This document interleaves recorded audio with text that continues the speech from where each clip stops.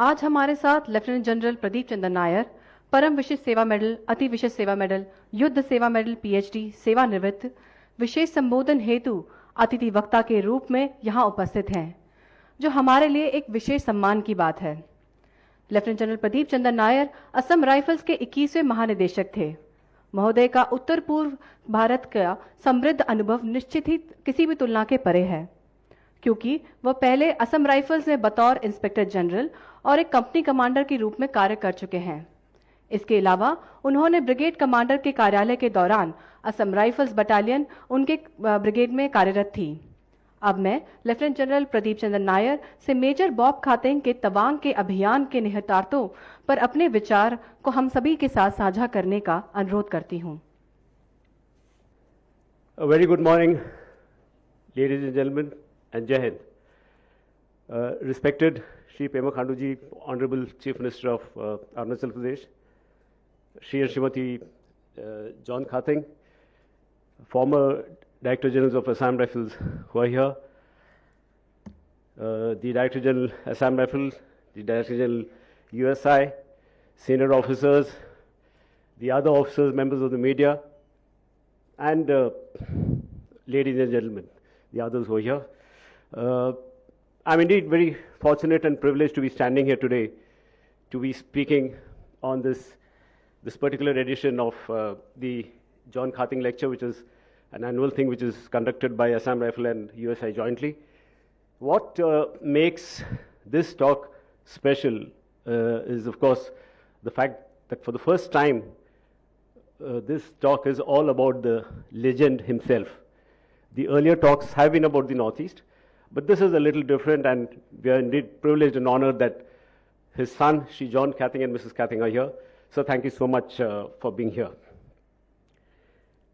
Let me begin with this slide. It's a picture of the coffee table book which Shri John Khating presented me. It reached me only yesterday, but I feel deeply privileged to see your signature there and address to me. Sir, thank you so much. It's a great honor and a very prized possession of mine. And let me begin with the first line that he says in that in the acknowledgements, and before that he says about his father that he was a student leader, a sportsman, teacher, soldier, politician, a civil servant, to become the first tribal chief secretary of a full-fledged state, and finally the first tribal to be made an ambassador of India to a foreign country, which is Burma then. I begin with that, and of course I need to thank the DG USI and DG Assam Rifles for having kind of launched a platform for me to get talking on this subject.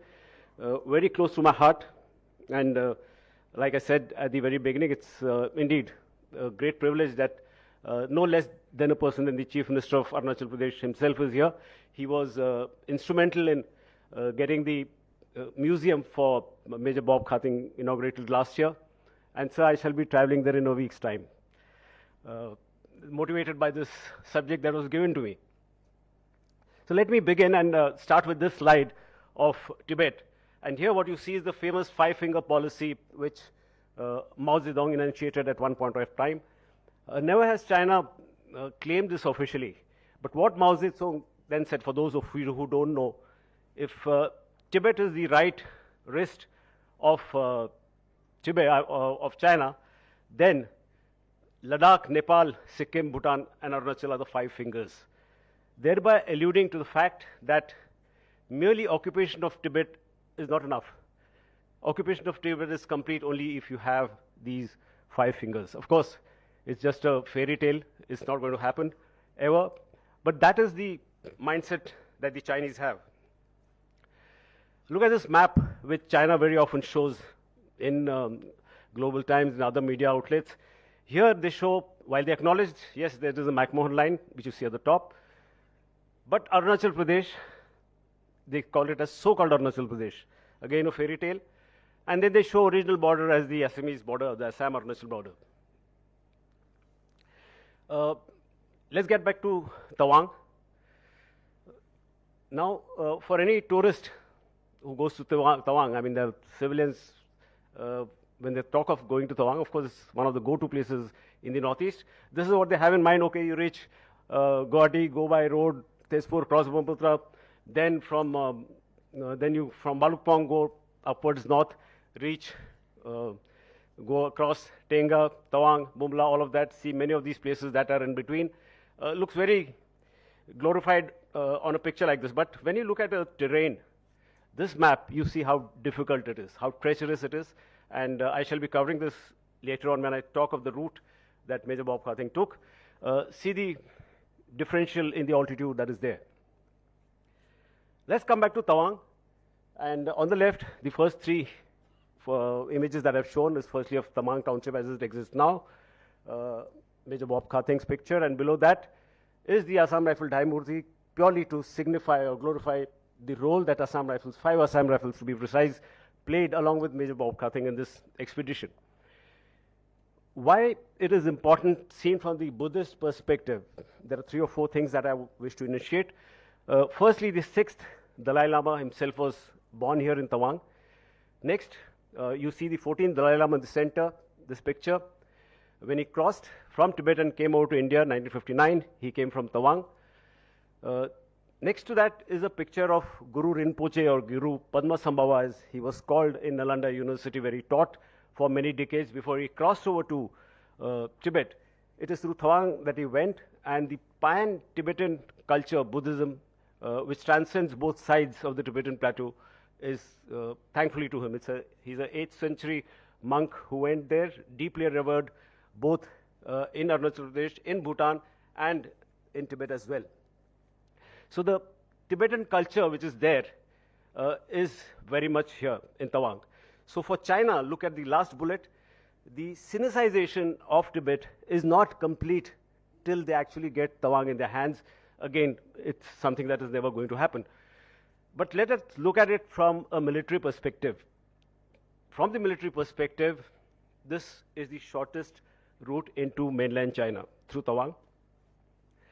Then, of course, you have other things like the Yangtze Ridge itself, which dominates from Tawang into Tibet.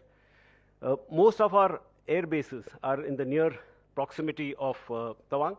And then you have in the near vicinity Bhutan and the Siliguri corridor. This is all things from the military perspective. Now, I want to quickly go through his life story.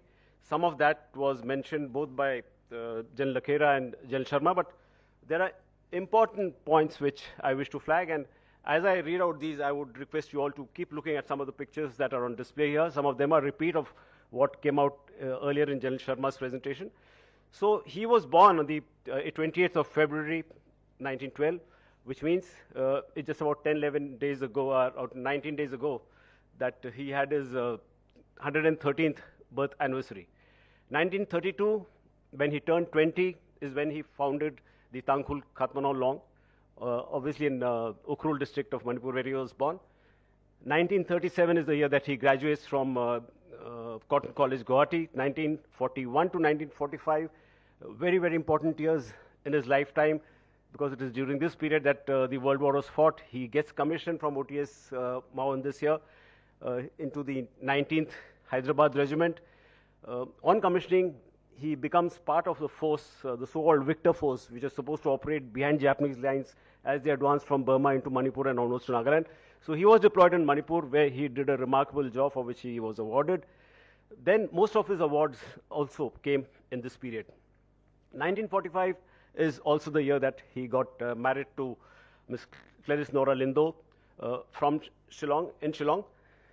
2 years later, 1947, he resigned his commission from the Indian Army and joined the interim government of Manipur state as the minister in charge of hills, or hill administration as we can call it now. In 1948, he gets elected from Sadar constituency, which is now Kangpokpi, all of that area a little north. Now, this is an area which he didn't belong to. While most of the people wanted him to fight from Ukhrul, he insisted he will fight from a place which is neutral. He fought and he won. Then, of course, in 1950, he joined the 2nd AR, 2 Assam Rifles, and he was deployed in Sadia. And incidentally, 15th of August that year, that famous earthquake took place, in which he was involved in relief operations in a very big way. A year later, of course, he had to go for this expedition to Tawang, 1951, where he hoists the flag on 6th of February, as was mentioned earlier.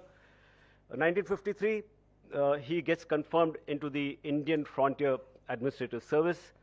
And going forward, he attends the NDC, a picture of which is shown there, NDC Serial 2. He becomes Chief Secretary of Nagaland from 1967 to 71. Again, there's a twist here. He was offered the Chief Secretaryship of Manipur, which he refused because that was his mother's state. He knew he wouldn't be able to do justice. So he decided to go to a state which was neutral, and no better state than Nagaland, where he was the Chief Secretary for 4 years. And to cap it all, eventually, he goes on to become the ambassador of India to Burma, then Burma. I felt these are important timelines which we all needed to know. I move on to the next slide, where I show you the awards. Some of them have been mentioned. So 1944-45 is when he gets all these awards for his military service. 1957, he gets awarded Padma Shri. And 2021, he gets Arunachal Ratna posthumously. And here, I would like to take a momentary pause and say it's my personal belief and conviction that he should be awarded the Bharat Ratna.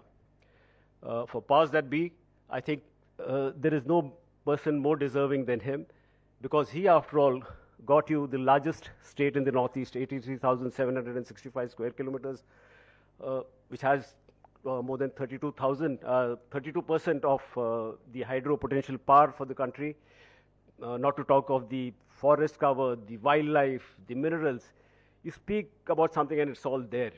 So there is nobody really deserving more than him. Now let's get back to this expedition itself, and I want to get to the background of why this expedition was undertaken. We go back in time to 1914, when the Shimla Accord was signed, when the Mac-Mon line got drawn, which is what you see on the top of the map. There's the Mac-Mon line that was there. It was created a cartographic imposition again on the people who reside here, with no great survey done on ground. It was just a line that was drawn, but it changed lives of people forever. So while this line got drawn and this separation got established between then British India and Tibet, what is important to note is from then, 1914 onwards, there was no, like DJ Assam Rifles alluded, there was no great effort made by the British to reach out to people over there. I'm talking of Tawang, or which you see here.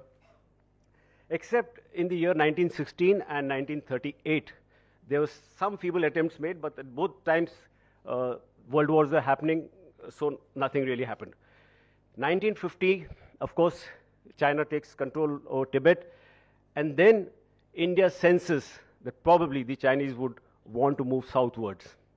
And who exactly in the Indian mindset when I talk of, I'll come to that a moment later. But when it was realized that China may not stop at Tibet, may not stop at Lhasa, may come southward, that's when we decided to go there, and that's how Major Bob Khating got these orders from top to take over Tawang.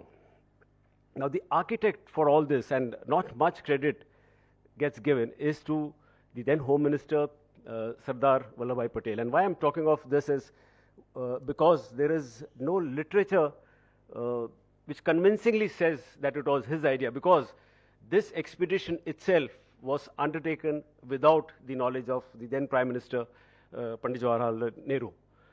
So there is some kind of a documentary evidence which the famous Tibetologist Sri Cloud RP repeatedly says in his writings, that it was at the behest of Sardar Vallabhbhai Patel, who instructed the then Governor of Assam, whose picture you see extreme left, Jairam Das Dulotram, who then gave orders, summoned Major Bob Khating to Shillong and told him that this operation has to be undertaken. And this is the wireless telegram that went out dated 22nd of January. I would tell you to just look at the important points which I've highlighted in yellow. There are 8 points that the signal states. It's a wholly encompassing signal which tells everything. 1, you have to occupy Tawang. 2, you have to convey to the people there that they will be treated in a manner which is similar to the rest of India. 3, the Tibetans who are there have to be treated with courtesy. 4, you have to give a detailed report of your expedition. 5, all the religious practices which are being carried out there, assurances need to be given that those will continue. 6, in case there are any armed opposition, we should be told about that. 7, maintain wireless telegraphic contact all through. And 8, use tact, firmness, and discretion. And here I will like to again step aside for a moment and give you a personal experience, because these 3 words rang bells for me when I read this for the first time. I take you back to 1986. I was just a second lieutenant with 6 months of service behind me, deployed at Dokala, the famous Doklam crisis, as you're all aware. It was a post which was to be manned by a major, but there was no major in the battalion, so I was just put there. 28th of June 1986 is the date I remember. A Chinese patrol suddenly out of the mist comes right at the LAC. The communication trench itself was the LAC. My Khalsas, I'm from 18th Sikh, all my Khalsas were there. I rushed to the post, and lo and behold, I find all of my Jawans, they've cocked their weapons. Senior judges, so just awaiting my orders. Hun sahab ki kariye, file kholiye. Some sixth sense in me told me, no, wait, while they may be all pepped up, I need to check up from my CO. I tried calling up the CO, the line was out, no communication. What do? I have to now call up the brigade commander. And the brigade commander incidentally doesn't know that there's no major here. So CO had just placed me, not realizing that the Chinese would come there. I got through to the brigade commander. Eventually he went on to be a lieutenant general. I still remember the 3 words that he used. Exactly the same word. Use tact, use firmness, and use your discretion. And do things as per existing policies. That is the only 4th word he added. Now, to a second lieutenant, in the face of 28 Chinese standing in front of you, what does that mean? It really meant nothing to me. So, I just kind of cut the call thereafter. And what happened after that is a different story. But when I was leading on this topic, when I read these words, for a moment I thought maybe then my brigade commander wanted me to do a Major Bob Khating, which surely I was not in a position to do. There are certain other timelines I want to now come to. India becomes a republic in January 50. Same year, China invades Tibet. The rest is history, as you know. December 1950 is when Major Bob Khating gets these orders to occupy or go and take control of Tawang. Then, of course, 20 days, the expedition goes and successfully completes its mission. But here, what I've highlighted, the last bullet, is the May 1951 17-point agreement, of which many people don't know. It's an agreement which was signed the Tibetans, the Chinese. You see that first image, number 1, is where after the treaty is signed or the agreement is signed. In the second picture, number 2, in the center you see Mao Zedong. Then on his right is Panchen Lama, and on his left is a Tibetan representative who had come. And the Tibetans were actually made to sign this under duress. One of the important clauses in this agreement was that it is the Tibetans who want the Chinese to come to keep the imperialists away. Which imperialists at that point of time, nobody knows, but it was all a facade. Then you see the agreement itself, that photograph number 4. Tibet map is shown. Tibet itself is in 3 regions, Yusang, Kham, and Amdo. The present Dalai Lama belongs to Amdo. Now I'll get back to the route which I was speaking of earlier. Now this is a Google image. You can imagine from what height it has been taken. But look at what is there on the left extreme, Chardwar, from where this expedition set off on the 17th of January, to where it culminated 20 days later in Tawang at the hoisting of flag. Look at the terrain, how treacherous and how steep the climb is. Now the same details are given on the next 2 slides. Important things are again marked here. 17th of January is when they undertake the mission. 23rd they reach Tenga Valley. 25th, 26th they celebrate the Republic Day. They move ahead. 6th they reach Tawang. 9th they reach Bumla, hoist the flag there, and on 14th of February they hoist the flag at Tawang after having taken the concurrence of the locals. Incidentally, you would kind of be surprised to know that then the complete control over Tawang, as we know it, was by the Zongpens, or the local governors. Two of them were there. There was one Zongpen who was the person responsible for all the matters, religion and spirituality, while the other Zongpen was the person responsible for the administration, law and order, collection of taxes, all of that. So these Zongpens used to treat the locals very badly. 2/5 of the agricultural produce is all that the locals got to keep. 3/5 had to be given to the Zongpens, and then that went to Lhasa. And besides that, forced labor were also used, which was surely not to the liking of the locals. So what Major Bob Khating did was he convinced them that we will not forcibly employ any labor, but more importantly, we will not take your agricultural produce. All you have to do was just pay rupees 5 as an annual tax to the government of India, which they were very willing and forthcoming with. Have a look at the altitude profile. Right at the bottom, you see the tri-junction, India, Bhutan, and Tibet, Bumla, and then as you go a little northwards, the elevation or the altitude keeps increasing. Across what is given as the 16,000 feet, where it is written, just north of it is where Yarlung Sangpo is. Of course, Yarlung Sangpo by itself is a different subject which can be covered on some other day. But this is how it looks. I want to show you two sketches that were there. This is for the old timers. You will find this very familiar because we all made pencil sketches like these. These are the sketches that were made by Major Bob Khating in his expedition report, which he filed. Look at the accuracy with which Bumla is marked. Top left, you see Bumla, then he marks certain important features which are just ahead. I'm not mentioning them here, but people who have served there would know which these are.